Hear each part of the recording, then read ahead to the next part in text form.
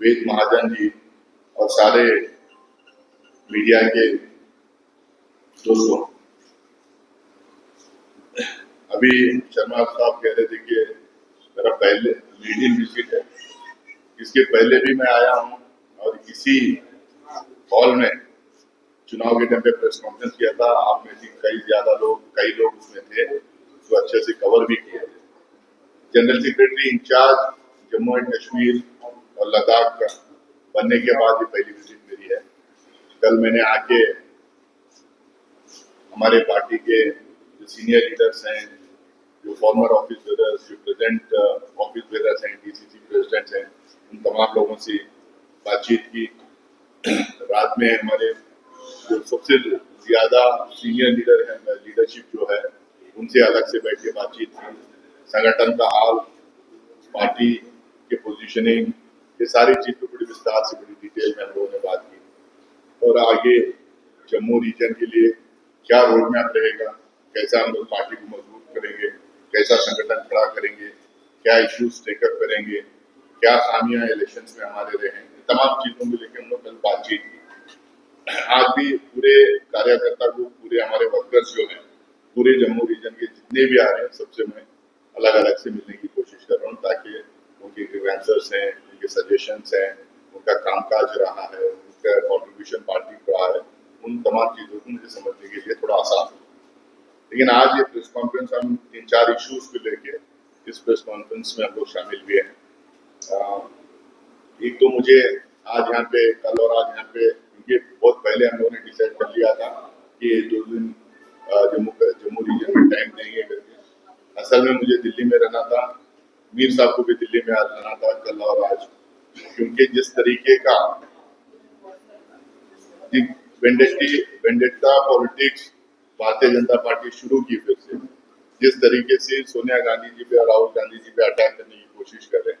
जिस तरीके से वो बदनाम करने की कोशिश कर रहे हैं, जिस तरीके से हमारी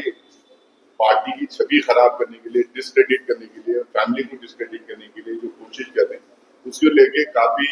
प्रोटेस्टों पे चल रहे हैं। काफी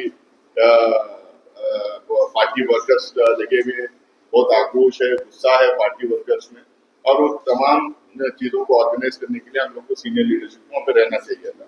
आप तमाम लोगों को पता है ये इशू नया नहीं है, पुराना इशू है।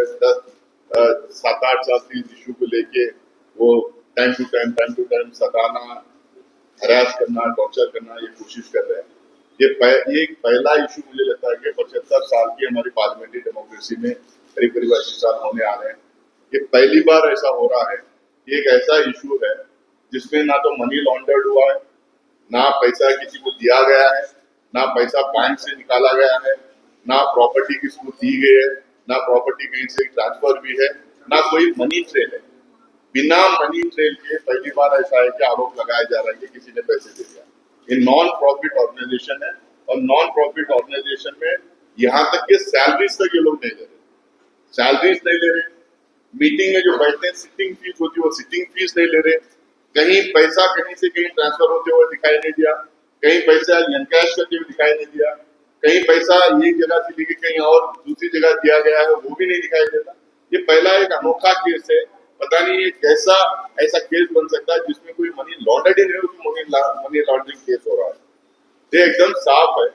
जिस तरीके के तीखे सवाल इन लोगों को पूछे गए थे पिछले सेशन में, पिछले 2 सेशन से, जिस तरह से अपोजिशन लगातार इनके ऊपर हावी हुई थी, जो इनके शॉर्टकमिंग्स है, इनके नाकामयाबियां हैं, जिस तरह से एक्सपोज करने की कोशिश की, वॉक बिल में भी जिस तरह से ये बैकफुट पे थे, इन तमाम चीजों को लेकर उनको लगा है कि अटेंशन, देश का अटेंशन डाइवर्ट करना चाहिए। जो मूल क्वेश्चन देश के सामने आ जाए, बेरोजगारी, गरीबी, एमएसएमई सेक्टर को जो खत्म किया जा रहा है, जो रुपया लगातार गिरते जा रहा है, डॉलर के मुकाबले में, पाउंड के मुकाबले में जो लगातार गिरते जा रहा है, जो एक्सटर्नल अफेयर्स कंप्लीटली जो मेसअप किए हैं, जो टैरिफ्स लगाए जा रहे हैं, जो लगातार सामान्य पदार्थों की जो प्राइसेस बढ़ते जा रहे हैं, पेट्रोल डीजल दाम के लगातार जो बढ़ते जा रहे हैं, इन तमाम सवालों से, चाइनीज एग्रेशन एक तरफ है, इन तमाम सवालों के लेके, इन तमाम इश्यूज के लेके जो सवाल हम लोग खड़ा कर रहे हैं, उससे अटेंशन डाइवर्ट करने के लिए इन्होंने फिर से वेंडेटा पॉलिटिक्स शुरू की है। मैं आप लोगों को आपके माध्यम से भाजपा को, भाजपा की सरकार को ये बताना चाहता हूँ कि कांग्रेस जो है अंग्रेज के जमाने में अंग्रेजों को देख के कभी नहीं डरी, उनके खिलाफ खड़ी रही, उनके खिलाफ लड़ते रही। उसी तरह से कांग्रेस पार्टी आज भी जो लोग अंग्रेजों का रोल आज अदा कर रहे हैं, जो देश को डिवाइड करने की कोशिश कर रहे हैं, समाज में जो फूट डालने की कोशिश कर रहे हैं, उनसे बिल्कुल कांग्रेस पार्टी डरेगी नहीं और गांधी को डरेंगे ही नहीं। राहुल गांधी जी को जितना उन्होंने तंग करने की कोशिश की, टॉर्चर करने की कोशिश की, हरास करने की कोशिश की, भारत जोड़ो यात्रा में जिस तरह से वो रोड़े डालने की कोशिश की, उसको जगह जगह में उनका मजाक उड़ाने की कोशिश की, उनके खिलाफ केसेस करने की कोशिश की, देश के कोने कोने में उनके खिलाफ केसेस, उनके स्टेटमेंट को लेकर केसेस वगैरह डालने की कोशिश की। लेकिन राहुल गांधी जी डरे नहीं, डरेंगे भी नहीं, पीछे हटेंगे भी नहीं, लड़ते रहेंगे। जो एक हमारा आइडिया ऑफ इंडिया है, जो हमारे स्वतंत्र आंदोलन के जो सेनानी थे, जो लीडर थे, जो रहनुमा थे, जो एक विजन था उनका, जो एक ख्वाब उन्होंने देखा था, उसको रियलाइज करने के लिए कांग्रेस पार्टी बिल्कुल लड़ते रहेगी, डटे रहेगी और डरेगी नहीं। ये आप दूसरी बात जो है, आपको बताया कि कल सुप्रीम कोर्ट में हियरिंग थी। सुप्रीम कोर्ट में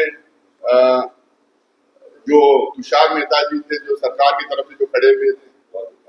वक्फ अमेंडमेंट वाला जो बड़ा मामला देश में चल रहा है, जो एक झूठ के बुनियाद के बाद, ये भी पहली बार ऐसा होगा, पहले झूठ बोला गया, मिस इन्फॉर्मेशन पूरे देश भर में फैलाया गया,